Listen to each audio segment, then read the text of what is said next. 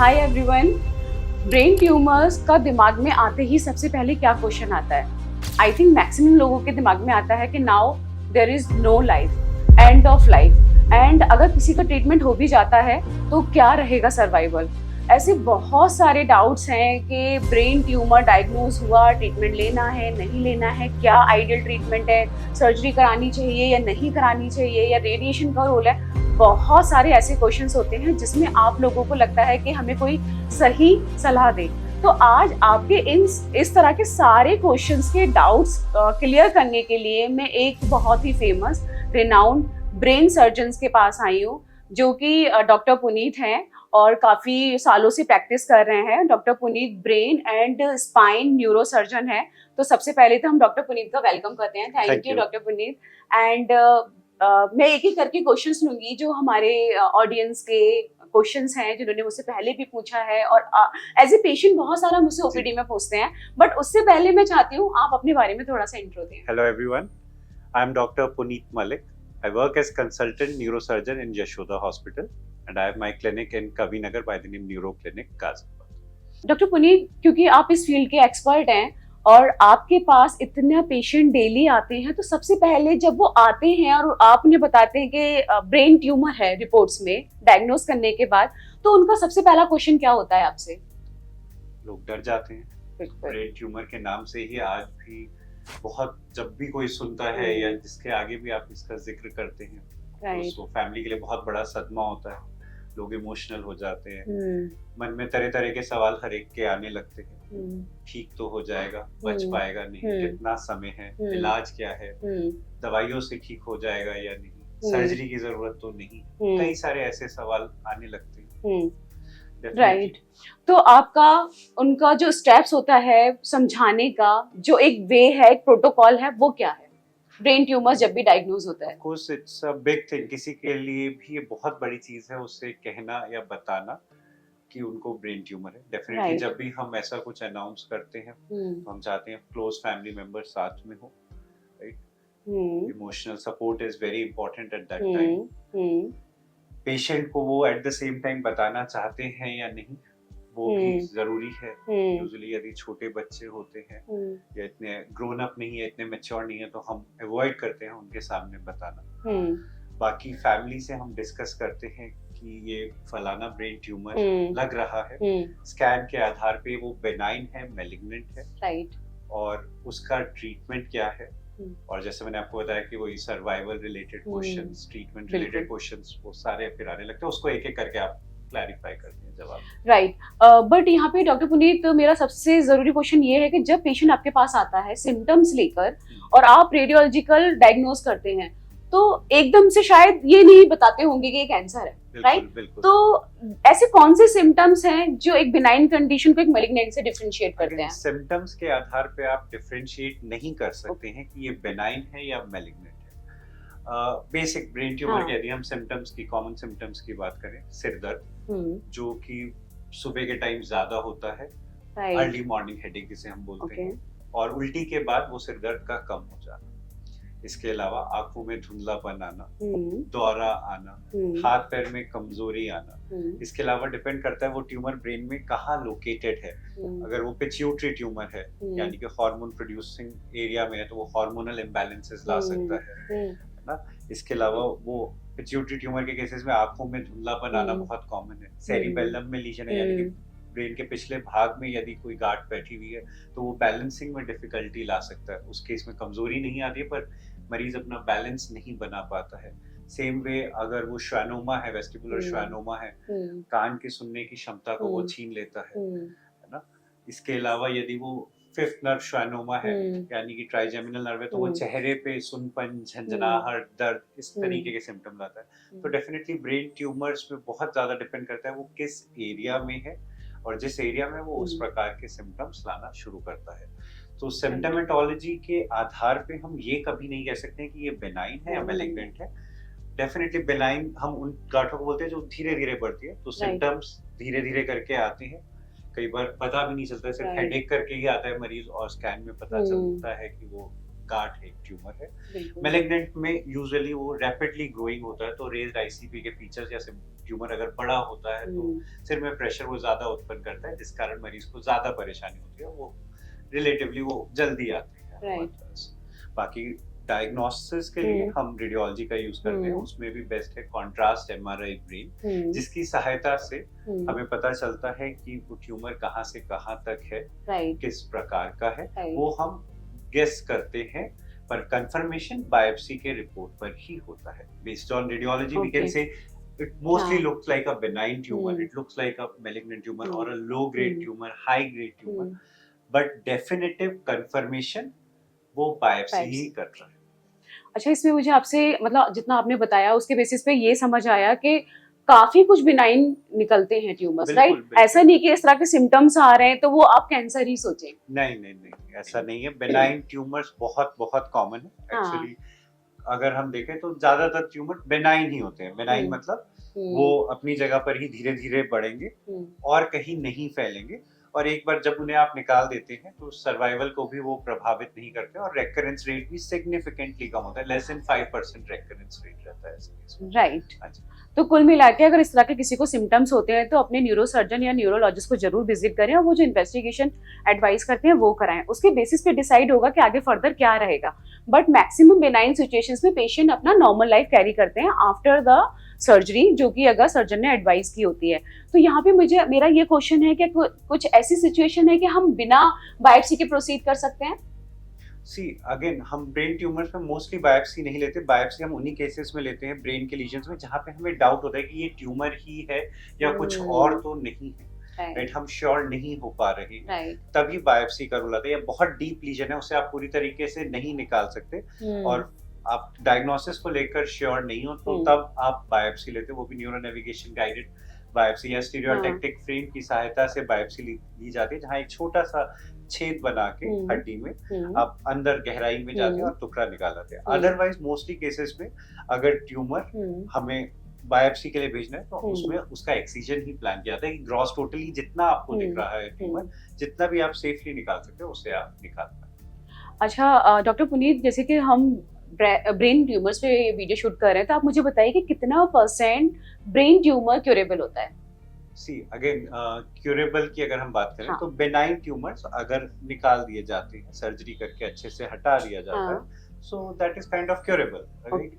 Recurrence rate is less than 5%। 95% cases में वो tumour वापस नहीं आता और वो सर्वाइवल को प्रभावित नहीं करता है। मैलिग्नेंट में it can be a low grade lesion और high grade lesion। grade 1 और 2 को हम low grade बोलते हैं, grade 3 और 4 high grade होता है। low grade lesions भी कई बार देखा जाता है कई सालों तक स्थिर रहते हैं, बढ़ते नहीं हैं, है ना? और हाई ग्रेड जो लीजन्स होते हैं वो बेसिकली वो जल्दी बढ़ते हैं, जल्दी वापस आते हैं, सर्जरी के बाद भी उनके दोबारा जल्दी आने की संभावनाएं ज्यादा रहती है। उन केसेस में सर्वाइवल सिग्निफिकेंटली अफेक्टेड होता है। High grade tumour are actually bad. Right.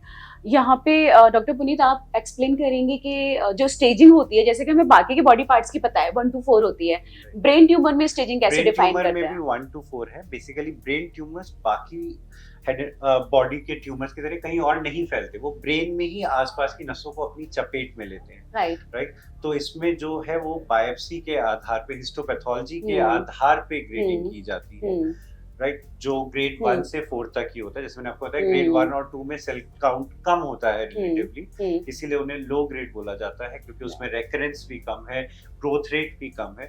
Grade 3 और 4 में वो सब सिग्निफिकेंटली बढ़ जाता है, right? So basically brain tumours का जो स्टेजिंग होता है वो WHO कैटेगरी होता है 1 to 4, like other body cancers. तो यहाँ पर आप मुझे ये बताइए कि जो ज्यादातर, जैसे कि मेरे पास, I am radiation oncologist, maximum लोगों को पता है, तो जब ब्रेन ट्यूमर की सर्जरी के बाद आते हैं तो बहुत सारे पेशेंट मुझे ये बोलते हैं कि मैडम सर्जन ने बोला है कि हमने पूरा नहीं निकाला है। तो अगर वो पूरा नहीं निकाल सकते थे तो उन्होंने क्यों किया? इससे तो अच्छा हम पहले ही रेडिएशन करा लेते। तो ये एक बहुत बड़ी प्रॉब्लम कहूँ या क्वेश्चन कहूँ मैं आम जनता का, जो मैं अक्सर सुनती हूँ, आप उसको थोड़ा सा एक्सप्लेन करिए। जब हम एक्सीजन की बात करते हैं, ग्रॉस टोटल एक्सीजन की बात करते हैं, तो उसका टारगेट होता है मोर देन 95% ट्यूमर निकाला जा सके, which has significant survival advantage. Okay. उसका लाइफ स्पैन पे एडवांटेज पाया गया है मोर देन 95% ट्यूमर रिमूवल का। Okay. और प्लस उसके बाद आपकी रेडिएशन थेरेपी भी बेटर काम करती है with the help of chemo and radiation. Patient responds in a better way and they have longer survival period, right.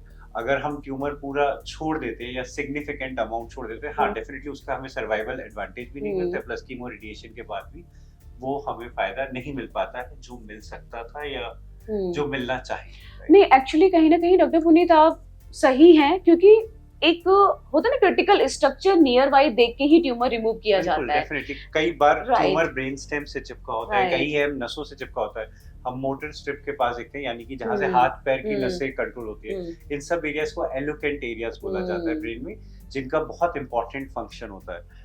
आजकल नई टेक्नोलॉजी की सहायता से हम उन एरियाज को डिटेक्ट कर सकते हैं, ना ब्रेन मैपिंग कर सकते हैं।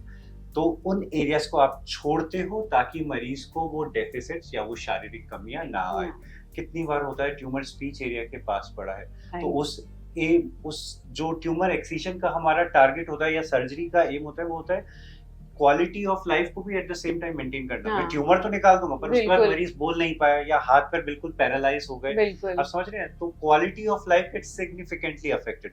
इन सिनेरियोस में ग्रॉस टोटल एक्सीजन की बजाय मेरा टारगेट होता है या स्टैंडर्ड रिकमेंडेड टारगेट है safe total excision, right. Standard norm जो था पहले, पुरानी टीचिंग जो थी, वो थी ग्रॉस टोटल एक्सीजन, जितना दिख रहा है सब निकाल दो। अब है safe total excision. Quality of life is significantly important in this, right. Actually surgery, brain tumour की जो सर्जरी होती है बॉडी में कहीं और ट्यूमर है उनसे डिफरेंट होती है।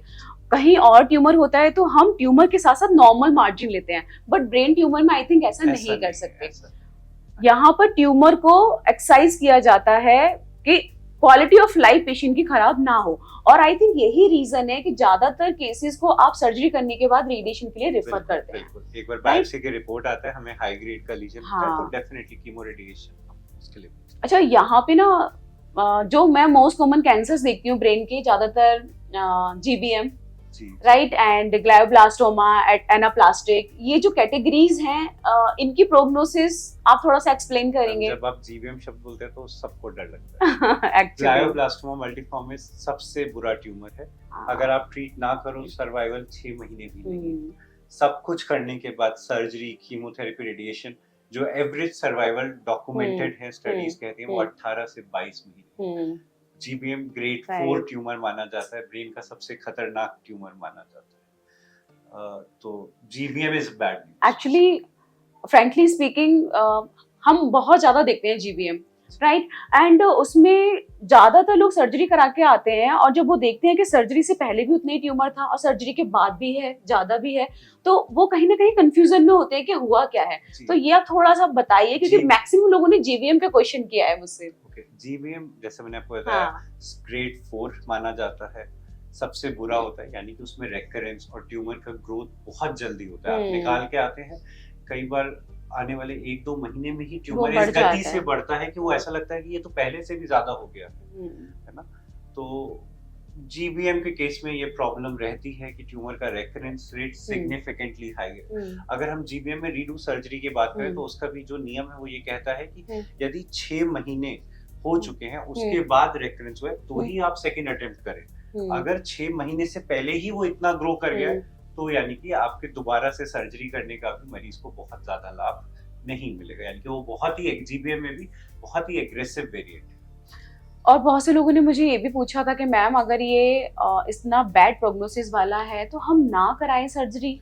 जी, मतलब तो मैंने आपको वही बताया कि अगर हम कुछ नहीं करते हैं तो सर्वाइवल 6 मंथ से भी कम डॉक्यूमेंटेड है। सब कुछ करने के बाद 18 to 22 मंथ्स सर्वाइवल है। कुछ एक रेयर केसेस हैं जिसमें डेफिनेटली इससे ज्यादा गया, पर एवरेज जो स्टडीज ने कहा है वो 18 to 22 months post surgery and chemo radiation. Right. तो यहाँ पे जितने भी लोगों ने मुझसे ग्लायोब्लास्टोमा मल्टीफॉर्म कैंसर की बात करी थी, जिसे हम शॉर्ट में GBM बोलते हैं, जैसा कि हमारे एक्सपर्ट ने बताया कि वो अपने आप में बैड प्रोग्नोसिस के होते हैं, सर्जरी करने के बाद भी वो डबल स्पीड से बढ़ते हैं और उनको आप सर्जिकली कंप्लीटली रिमूव नहीं कर सकते क्योंकि वो काफी इनफिल्ट्रेटिंग टाइप के होते हैं।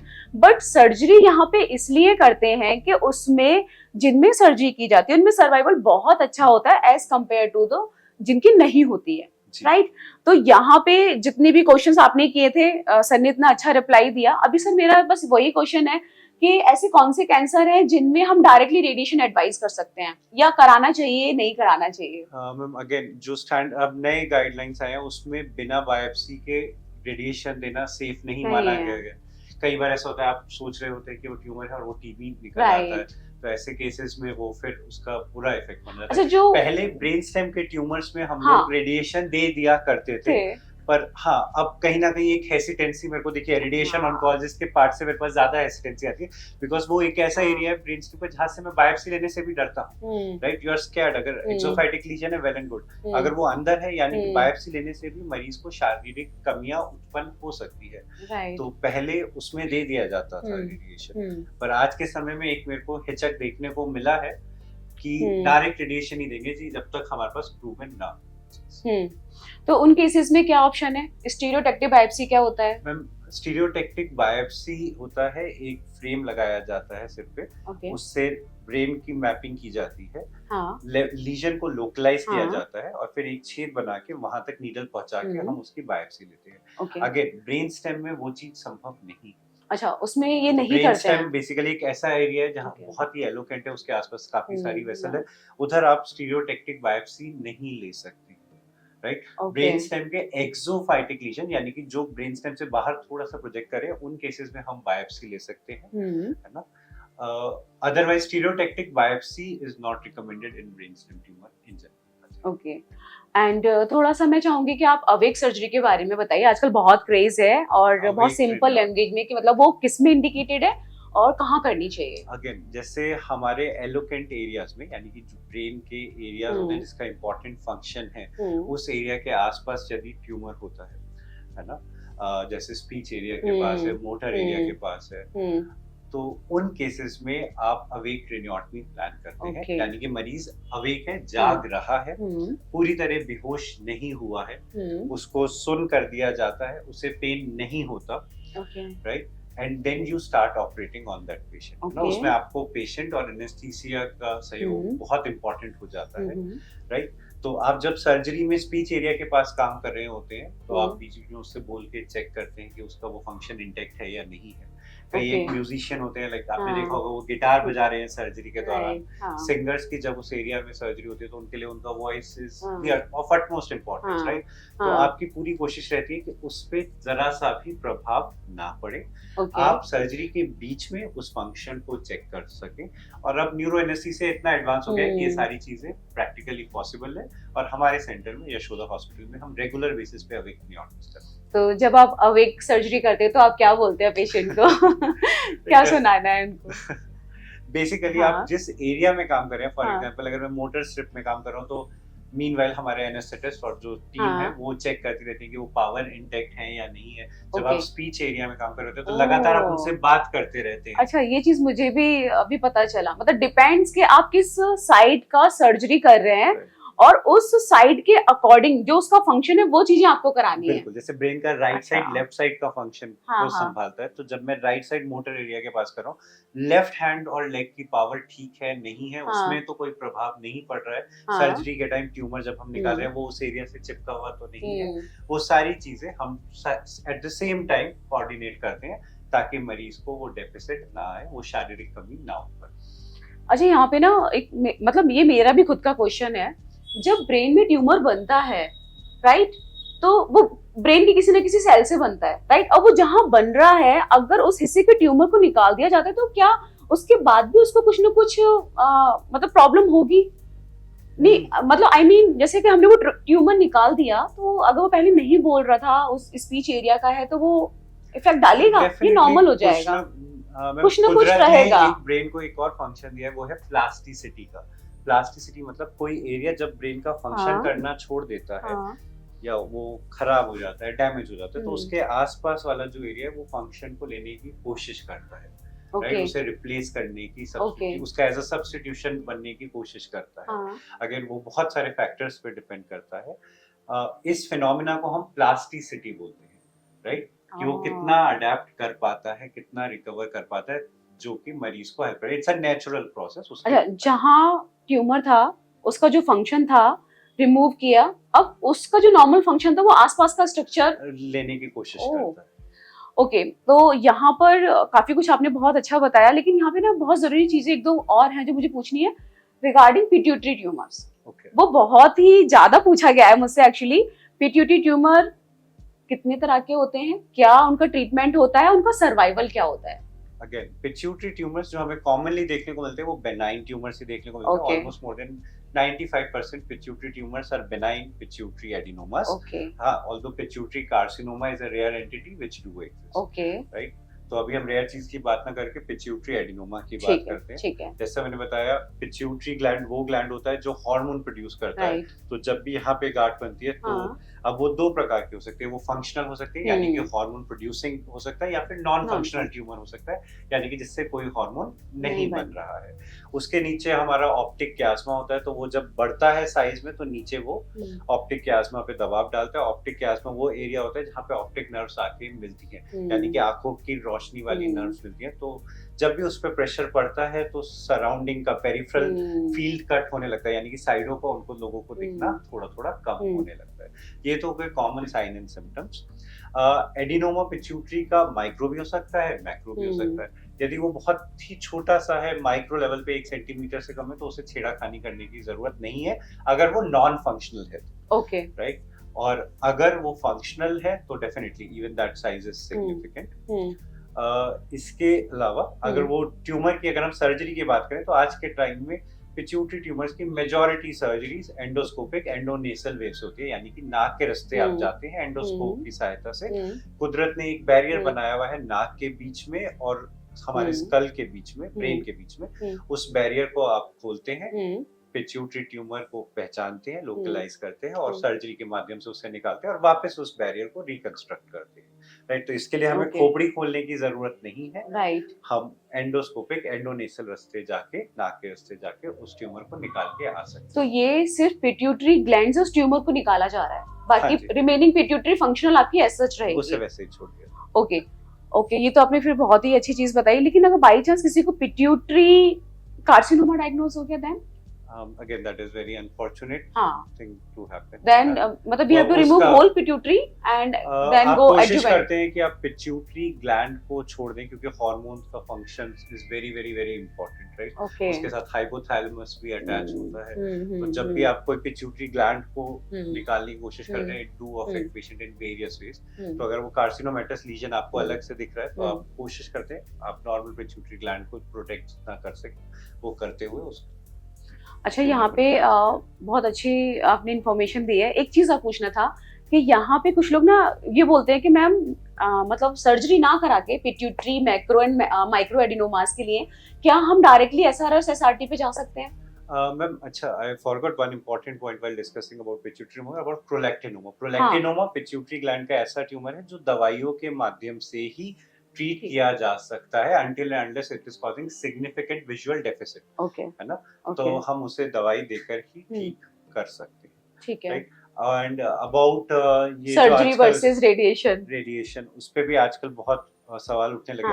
अगर बहुत ही छोटा ट्यूमर है तो I think nowadays people have started giving cyber knife or gamma knife in such scenarios, right? Nowadays they have started giving it, okay. है ना? Ideally it is. मतलब ऐसा कोई एडवांटेज नहीं है कि people should go for the surgery or the radiation. It's their choice. It's a very small tumor, then definitely surgery is not recommended. अगर वो कोई pressure नहीं डाल रहा है, कोई hormonal function है, तो we tend to wait or observe. That is where जहाँ पे लोग कहते हैं कि हम रेडिएशन देकर ही उसे ट्रीट कर लेते हैं, उसे बढ़ने से रोकते हैं, है ना, और बाकी कुछ केसेस में जिसमें ट्यूमर निकालने के बाद भी थोड़ा बहुत ट्यूमर बच जाता है, उसमें भी हम गामा नाइफ या साइबर नाइफ को यूज करते हैं। रेडिएशन का रोल होता है। Doctor Puneet, thank you so much, आपने बहुत अच्छा इन्फॉर्मेटिव वीडियो हमें दिया है। एंड आई थिंक ये तो एक ऐसा टॉपिक है, इसमें बहुत सारा डिस्कशन है और हम फ्यूचर में एक्सपेक्ट कर रहे हैं कि आपके साथ और भी इन्फॉर्मेटिव वीडियोस बनाएंगे। हम अगला वीडियो अपना स्पाइनल ट्यूमर्स पे बनाएंगे, जो रीढ़ की हड्डी होती है उसके कैंसर्स पर हम एक अलग से वीडियो शूट करेंगे। और इसके अलावा अगर आपके फिर भी कोई क्वेश्चंस होंगे तो कमेंट करना, मैं डॉक्टर पुनीत से ही डिस्कस करके उनको आपको रिप्लाई दूंगी। एंड ज़्यादा से ज़्यादा लोगों को शेयर करिए। डॉक्टर पुनीत का क्लिनिक का address and contact number for surgeries, opinion और विजिट मैं अपने डिस्क्रिप्शन में डाल दूंगी। तो thank you so much, please like, comment and share with others and don't forget to subscribe my channel. Thank you so much. Thank you doctor Puneet. Thank you.